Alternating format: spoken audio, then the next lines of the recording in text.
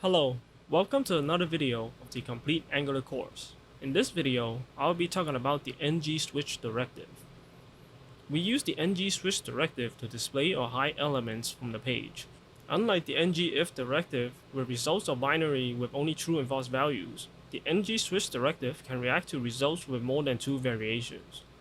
There will be a bunch of elements with labels, and a container element that determines which of the elements inside to display. For the container element, there is the Ng Switch Directive and an activation expression. The Ng Switch Directive will take the result of the activation expression and match it with the labels of the sub-elements. If it finds a match, it will activate and display the view that matched the results. Let's see how it works in code. Open your Angular project on VS Code.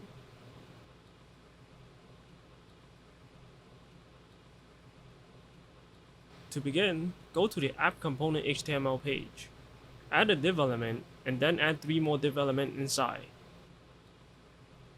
Give them some text.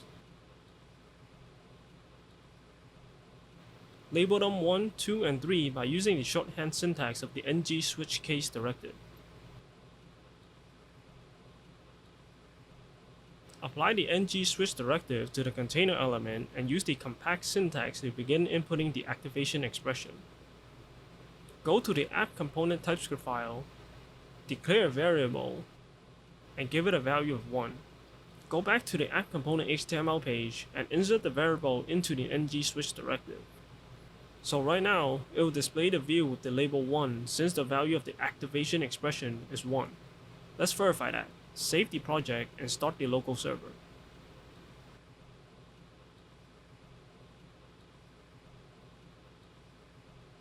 Open the browser and go to localhost 4200. As you can see, it is displaying the first view. Go back to VS Code. If we change the value of the variable to 3, it will display the third view since the label matches the value 3. Save the project and go to the browser. As you can see, it is now displaying the third view. Moreover, sometimes the result of the activation expression may end up with a value that doesn't match any of the labels, but we may still want to display something. Go back to VS Code. If we change the value of the variable to 0, it wouldn't display anything since there are no matches. Save the project and go to the browser. As you can see, nothing is being displayed because there isn't a view with the label 0.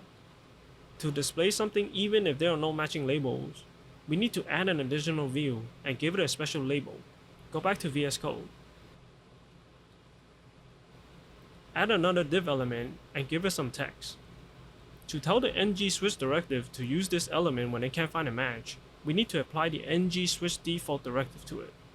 The element with the Ng Switch Default Directive will get activated when no other label matches the result of the activation expression. Since the value of the activation expression is 0, views 1, 2, and 3 will not be displayed, but instead it will use the view with the default label. Save the project and go to the browser. As you can see, it is displaying the default view. Let's take a moment to recap what we have learned. We learned how to use the Ng Switch Directive to display and hide elements from our page. We learned how the Ng Switch Directive uses the activation expression to select which view to display. We also learned how to display a default view when there are no label that matches the result of the activation expression. Thank you for watching. If you find this video helpful, please like and subscribe to support the channel. If you have questions, leave a comment in the comments section. See you in the next video.